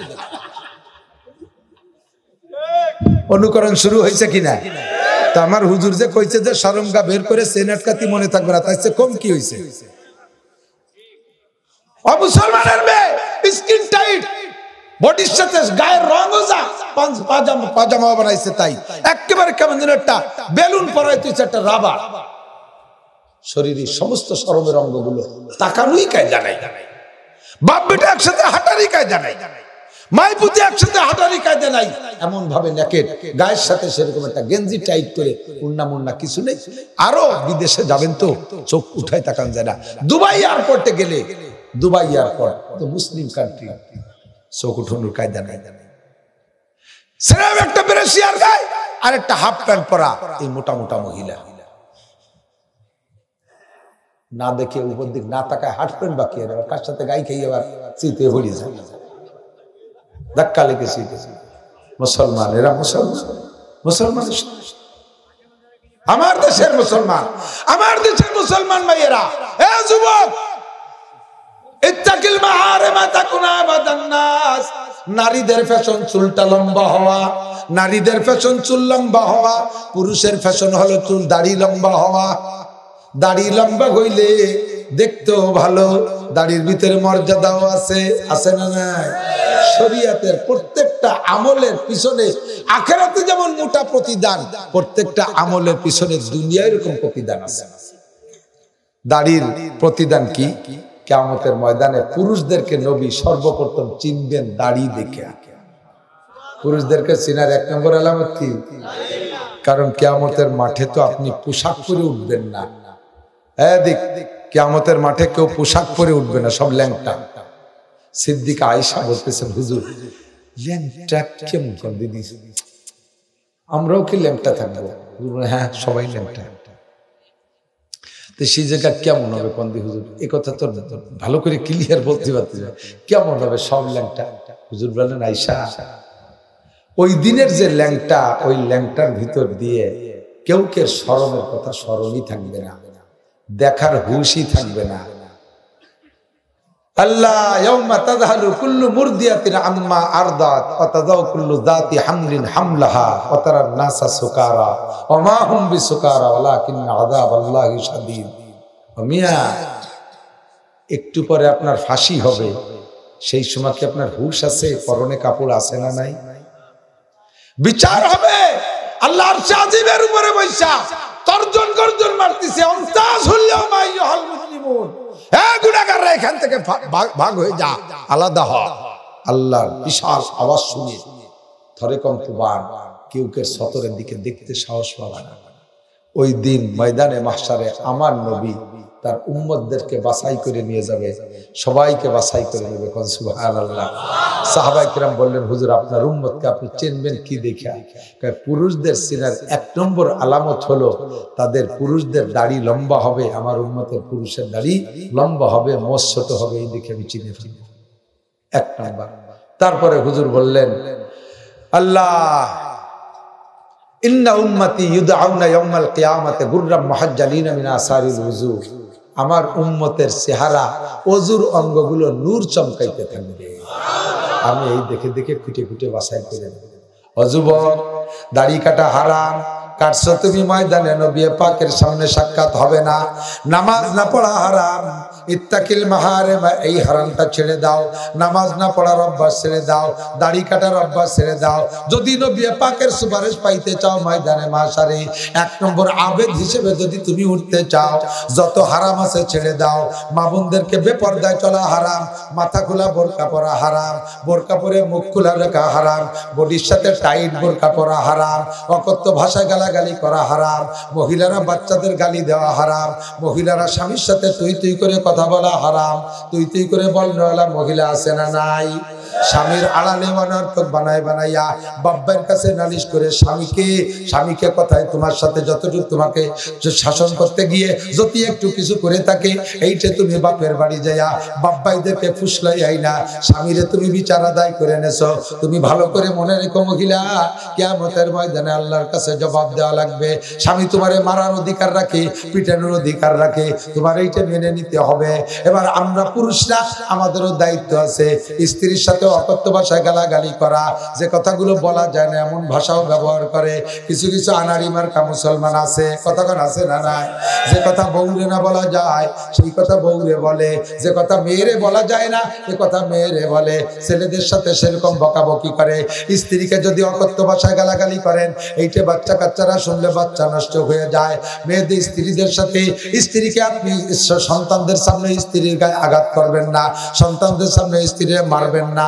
যদি মারা প্রয়োজন হয় তখন নির্জনে সুযোগ মতো, একেবারে পরিমাণ মতো, একেবারে গরু বাড়ির মতো গোলামবান্দি মারার মতো এরকম মারা জায়েজ নাই। পরিমাণ মতো পিটানো শরিয়াতে হুকুম আসছে। যদি স্ত্রী কথা না মানে, শরিয়াত বিরোধী কাম করে, এগুলো সবই বিবেচনা করে চলতে হবে। অকথ্য ভাষা কেউ ব্যবহার করব না। গালাগালি করা হারাম। জবানটাকে আল্লাহ পাক পবিত্র বানায় দিয়েছে। আল্লাহ পাক বলেন আল্লাহ জাল্লাহু আইনাইন ওয়া লিসানান ওয়া শাফাতাইন ওয়া হাদাইনাহুন নাজদাইন। তোমার দুটো চক্ষু আমি দিয়েছি, তোমার ঠোঁট আর জিহ্বা আমি দিয়েছি। তোমার চোখে তোমার ইচ্ছা মতো চালাইতে পারবা না, ঠোঁট আর জিহ্বা যে যা খুশি তাই বলতে পারবা না। অকথ্য ভাষায় গালাগালি করা হারাম। গীবত শিকায়েত হারাম, গীবত শিকায়েত হারাম, পরনিন্দা হারাম, আর মানুষের নামে অপবাদ দেওয়া হারাম। এই সমস্ত হারামগুলো ছেড়ে দেন, তাহলে হবা তুমি আবাদান নাস, সবচাইতে বড় বুজুর্গ, সবচাইতে বড় আবেদ। এক নম্বর, আর ভাঙ্গাবো না, শরীর খুলে না। দুই নম্বরে, সবচাইতে বড় লোক হইতে চাও কে? সাহাবায়ে কেরামকে বললেন তোমরা কি ধনী হতে চাও? সবাই সবসময় ধনী হইতে চায়, ধনী হওয়ার লোকটা সবাই আছে। হুজুর বলেন তোমরা যদি সবচেয়ে বড় ধনী হতে চাও, তাহলে আমার কাছে শোনো একটা সহজ বুদ্ধি। আপনারা ধনী হবেন? আমি হব ইনশাআল্লাহ। আল্লাহ যদি আমারে পয়সা কড়ি দেয়, বেশি দেয়, তাহলে আমি মাদ্রাসা করব, সুন্দর করে বড় মাদ্রাসা করব, বাংলাদেশের শ্রেষ্ঠ মাদ্রাসা করব। আমার ধন সম্পদ দিয়ে আমি শিল্পপতি কোটিপতি হইয়া ঢাকা শহরে 20 তলা বাড়ি বানা ওখানে বসে থাকো, সে আশায় না। আল্লাহ যদি আমারে টাকা দেয়, আমি আল্লাহরে মাঝে মাঝে খুঁটা দেই, আল্লাহ তুমি আমারে কিছু টাকা দিলে তাই দিয়ে আমি মাদ্রাসার উস্তাদদের বেতন দিতে পারি, ছেলেদের একটু ভালো খাওয়াইতে পারি। তুমি আমারে টাকা পয়সা দিবা না, টাকা দাও যাদেরকে, টাকা নিয়ে বউ বাচ্চা নিয়ে আস্ত বিমান ভাড়া করে নিয়ে সিঙ্গাপুর, বোম্বাই, থাইল্যান্ড, মালয়েশিয়া, এরপরে বিভিন্ন নোংরা দেশে যাইয়া সফর করে বস্তা বস্তা টাকা নষ্ট করে চলে আসে। মদ গাঁজায় আবার ফেন্সিডিল, স্ত্রী বাদ দিয়ে পরনারীকে নিয়ে ঘর করতেছে, লক্ষ লক্ষ টাকা খরচ করে। তাকে তুমি টাকা দাও, আমাকে কিছু টাকা দিলে তো আমরা মসজিদ মাদ্রাসা করতে পারি। কথা কর না কেন? যেই বিদ্যা পড়ে তোমারও অস্বীকার করে, সেই বিদ্যালয়গুলো কত বড় বিশ্ববিদ্যালয়, 5 তলা 7 তলা 10 তলা বিল্ডিং, হাজার হাজার একর জমি দখল করে তারা বিল্ডিং বানাইছে। আর আমরা মাদ্রাসা করবো, তোমার কোরআন হাদিসের আলোচনা করব। আমাকে যদি ঘর জোটে না, আমাকে ভাত জোটে না, আমাকে চারটে পিএস চাইয়ে খাওয়া লাগে, আমাকে চারটে ধান চাল খয়রাত করা লাগে, আমাকে তুমি বিপদে রাখছো কেন? আল্লাহ তুমি আমাকে বড় লোক বানাই দাও। নবী কয় যদি তুমি ধনী হতে চাও, সহজ বুদ্ধি নাও। অর্দা বিমা কসাম আল্লাহু লাকা তাকুন আগনান নাস। আল্লাহ তাআলা তোমারে যা দিয়েছে ওর পর খুশি থাকো, বলেন আলহামদুলিল্লাহ। আমি এই কথার পর খুশি হয়ে গেছি। আমার ক্লাস ফ্রেন্ড, আমার কত ক্লাস ফ্রেন্ড যাদের সাথে লেখাপড়া করছি, তারা এমন পরিস্থিতি মাঝে মাঝে দেখা হইলে মনে চায় যে তাদেরকে কিছু পয়সা করে দেই, সুযোগ পাইলে দেই। একই সাথে লেখাপড়া করছি, ভালো মানের আলেম, সারা মাস ধরে পড়াইয়া 5,000, 7,000, 10,000 টাকা বেতন পাই না। আর আমি সেই মানুষটাকে আল্লাহ তাআলা প্রত্যেকদিন 50, 60, 1 লাখ টাকা দিচ্ছে। তাহলে আমি আর আল্লাহর কাছে আর কি চাইতে পারি? আমি আল্লাহকে, আল্লাহ আমার যা দিয়েছে আমি এরপর খুশি আছি, আলহামদুলিল্লাহ। আপনি বলবেন হুজুর আপনার তো মোটা আছে বলে পাইছেন বলে খুশি। আমি এলাকার ভ্যান চালাই, আমি খুশি হই কি রে? আপনি খুশি হবেন যে আর একজন আছে আপনার মতো ভাই, সে ভ্যান চালানোর ক্ষমতাও নাই, ঘরে প্যারালাইসিসে পড়ে রয়েছে। আপনি তার চেয়ে ভালো আছেন কিনা কথা বলেন? আমি কিচেন বেঁচে খাই, কামলা দেই পরের চকে, তাহলে আমি কি করে ভালো আছি? আরে ভাই আপনার মতো আর একদম কিচেন বেচার ক্ষমতাও নাই, আপনি তার চেয়ে ভালো আছেন। কথা কন? এক ফকির হাঁটে হাঁটে ভিক্ষা করে, আর এক ফকির আটতে পারে না, শুয়ে যায়, আটা ভই সোয়া ভই দিচ্ছে, ভালো আছে, ঠিক না? আটা ভইয়ের খোলাই খোলাই বিক্রি করে কয় টাকা পাইছে, দেয় যে রাস্তায় শুয়ে ভইর 100 শুয়ে শুয়ে বিক্রি করতেছে, মাথার কাছে থাল একখান পাতা, উনি যাই আটা ভইর ব্যাগের 5টা টাকা বের হইয়া ওই সব ভইরই থালের মধ্যে ছাড়িয়ে দিচ্ছে। সাংবাদিকরা কয় যে বিক্রি করে কয়রাত দাও নেই। তো ওই আটা ভাইয়ের কয় আমি আমার সোয়া ভাইয়ের চেয়ে ভালো আছি, আমার ভাই হাঁটতে পারে না, জায়গায় শুয়ে থাকে, মানুষের ফকির দেখলে এমনি এড়ায় এড়ায় চলে, পলাই পলাই চলে, ওর কাছে কেউ আসে কেউ আসে না, আসলেও সবাই যায় না, আর আমারও না দিলে আমি দাবড়া ধরে পিছনের থেকে দাঁড়িয়ে দূরে কিছু নিয়ে আসি, 12 দুয়ার ঘুরি, আমার ভাই সে আল্লাহ আমারে ভালো রাখছে, তাই আমার ভিক্ষার জাকাত ওরে 5 টাকা দিয়ে গেলাম। এরকম হলে আপনি বড় লোক হতে পারবেন, নইলে দুনিয়া দিলে আপনি বড় লোক হতে পারবেন না, ঠিক কি না? 3 নম্বর, তাহলে এর নাম হলো শুকর আদায় করা। সর্বহালাতে আমরা কেমন আছি? জোর হলো না? আলহামদুলিল্লাহ, আমরা ভালো আছি। তাহলে আল্লাহ পাক আমাদের 2023 সালে দুর্ভিক্ষ দেবে না। 3 নম্বর হলো কি কয়, এদিক তাকার, ওয়াহসিনিলা জারিকা তাকুম মুমিনা, প্রতিবেশীর সাথে সদ্ব্যবহার করো। প্রতিবেশী ঘর বানাইছে, তুমি তার সামনে বিশাল দালান এটা জুড়িয়ে দিছো, ওই লোকটার বাড়ি যাওয়ার পথ থাকলো না, আপনি আহসান করেন নাই, আপনি তার বাড়ির সামনে বিশাল বিল্ডিং করছেন, ওই লোকটার বাড়ির বাতাস বন্ধ হয়ে গেছে, এটা আপনি আহসান করেন নাই। প্রতিবেশীর বাড়ির পাশে গাছ লাগাবেন, গাছটা এমন গাছ লাগাবেন না যাতে তার বাড়ি ছায়া করে ফেলে, তার বাড়ির জায়গা নষ্ট করে ফেলে, এটা আপনার ইহসান হয় নাই। প্রতিবেশীর সাথে সদ্ব্যবহার রাখবেন, আপনি তার সাথে লেনদেন ঠিক রাখবেন, তার সাথে খাবার দাবার আদান প্রদান করবেন। আমার মা বোনরা আমাকে ছোটবেলায় দেখতাম, ইদানিং সেটা বন্ধ হয়ে গেছে। বাড়ি যদি মহিলারা পিঠাটা তৈরি করতো, পাশের বাড়ি প্লেটে প্লেটে করে একটু দিত, কথা কন, এখন ধীরে ধীরে এগুলো বন্ধ হয়ে গেছে, দেওয়ার পরিবেশ এখন নাই। এমনকি একটু গোশের জল রান্না করলেও পাশের বাড়ি ছোট বাচ্চাদেরকে পেয়ালাই করে একটু দিত, এগুলো বন্ধ হয়ে যাচ্ছে, ধীরে ধীরে বিলুপ্ত হয়ে যাচ্ছে। আল্লাহ নবী কয় আসিনিলা জারিকা তাকুম মুমিনা, তুমি তোমার প্রতিবেশীর সাথে সদ্ব্যবহার করো, তাহলে তুমি ঈমানদার হইবা। 4 নম্বর হলো ওয়াহিব্বালিন নাসি মা তুহিব্বু লিনাফসিকা তাকুম মুসলিমা, মুমিন হওয়ার পরে এবার মুসলমান হইতে হবে। এর জন্য সহজ বুদ্ধি হলো এদিক, তুমি নিজের জন্য অন্যের জন্য তাহা পছন্দ করো, নিজের জন্য যাহা পছন্দ করো। অন্যের জন্য তা পছন্দ করো না, নিজের জন্য যা পছন্দ করো না। তুমি নিজে এটা ব্যবহার করতে করো না, একটা লুঙ্গি পুরনো তিয়াতি একেবারে বাদ হয়ে গেছে, এটি এখন পছন্দ করো না, এইটি একজন নিজে জাতি ঘুরি বেড়াগে, অত বলার মতোই নেই। জামা একটা ছিড়তি ছিড়তি এক করে সব জায়গা ছিড়া, গুছাতি গুছাতি ভিটির পর উঠে গেছে, এইটা দান করে দিচ্ছ, যাও আল্লাহ নমস্কার। রোজার মাসে লুঙ্গি দিতে আসে জাকাতে, এমন লুঙ্গি দেয় 60 টাকা 70 টাকা 80 টাকা 100 টাকা 150 টাকা দামের লুঙ্গি, যিনি দান করতেছে তেনার পাশায় 3500 টাকা দামের লুঙ্গি, আর তুমি দান করছো 150 টাকা দামের লুঙ্গি। কেন? তুমি ফরজ না, ওগুলো আমি পড়ি না, তোমার পাশা কি শোনাইতে পারতাম, আর ওই বিটাকে গুলো ছাইমাটি দেবে না। এত মানুষকে দিতে গেলে এত দামি লুঙ্গি দেবো কি করে? তোমার দেওয়া লাগবে এত মানুষ, তুমি 50 খান দাও, 500 লুঙ্গি না দিয়ে তুমি 50 খান দাও, ওই 50 খান ব্যবহার করতে পারবে। তুমি যে 500 দেশো ওপরে তো নামাজ হবে না, ওই দিতে কিচ্ছু হবে না, ওই দিয়ে হবে জুতো মুসান একরা, ঠিক না?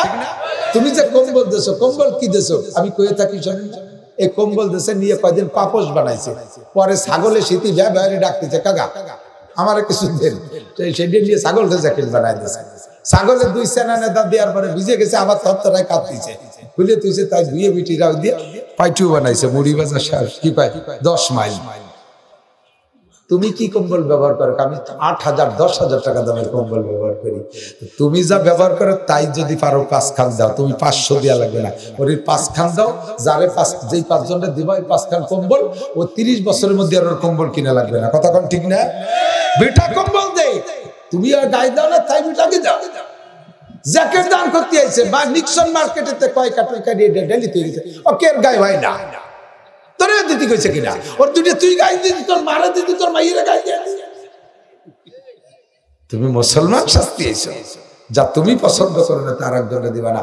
বাদ কয়টা মায় নিজে নষ্ট হয়ে গেছে, আত্মীয় দিনে আল্লাহ গেছে গান্দা, তুই কা যা পারো না তো তুমি রাখা, তুমি আরেকজনে দাও, ফেলাই তো আরেকজনে দাও। বিস্কুট একটা কামড় দিয়ে ব্যবসা করছে, আরে নান্টু পচা বিস্কুট, তুই খা, পচা বিস্কুট নান্টু খাবে কে? তুই খা, না পারলে তুই দে, আরেকজনে দিস কে? আছে না নাই? যা পছন্দ না করো নিজে, অন্যের জন্য পছন্দ করো। আর একটা হলো আনন্দ খুশি বিনোদন দুনিয়ার আজে বাজে করে বলা, তুকসিরিজ জাকা, বেশি হাসো, বেশি হাসো না। আল্লাহর কসম, আমি ময়দানে আপনাদেরকে হাসানোর জন্য বলি না, একেবারে আমি নিজের কাছে নিজে দুর্বল, বয়ানের ভিতরে এটা আমার বাচন ভঙ্গি। আল্লাহ তাআলা এক একজনের এক এক রকম কাইফিয়াত দিয়েছে। হারগুলেরা রঙ্গ বয়ে দেগা রাস্তা, প্রত্যেক ফুলের রং আর গেরান আলাদা। আমার বংশীয় ভাবে এটা আমার কথার ধারা এরকমই, আমার বংশের বেশিরভাগ মানুষেরা কথাবার্তার কাইফিয়াত এরকম। বাকি আপনি যে হাসেন না কথা বলা হয়েছে, দুনিয়ার আনন্দ ফুর্তি করে হাসাহাসি করে অট্ট হাসি, আর কিভাবে হাসি বলতেছে, ফালতু ফালতু গল্প করে কে হাসা হাসা, এগুলো করলে দিল মরে যায়। ফাইন্না কাসরাতা যাহকা তুমিতুল কলব, এতে কলব মরে যায়। কলব মরে যায় বোঝা যায় কিভাবে, যেই লোকটার কলব মরে গেছে ওই লোকটার কোনো ইবাদতে স্বাদ লাগে না, নামাজ পড়তে মনে চায় না, তিলাওয়াত করতে মনে চায় না, দান করতে মনে চায় না, মসজিদে যাইতে মনে চায় না, ভালো কাজ করতে মনে চায় না, তবলিগে যাইতে মনে চায় না, ছেলে মেয়েকে মাদ্রাসায় দিতে মনে চায় না। আপনি বুঝবেন যে আপনার দিল মরে গেছে, মরে গেছে কিন্তু আপনি এগুলো পারতেছেন না। আর যার দিল জিন্দা আছে, তার নামাজ ভালো লাগে, রোজা ভালো লাগে, পর্দা ভালো লাগে, ওয়াজ ভালো লাগে, তিলাওয়াত ভালো লাগে, জিকির ভালো লাগে, তবলিগ ভালো লাগে, হক্কানি পীর মাশায়েখের সোহবত ভালো লাগে। কথা বলুন ঠিক কি ঠিক না? আল্লাহ তাআলা আমাদের সকলকে আমল করার তৌফিক দান করেন।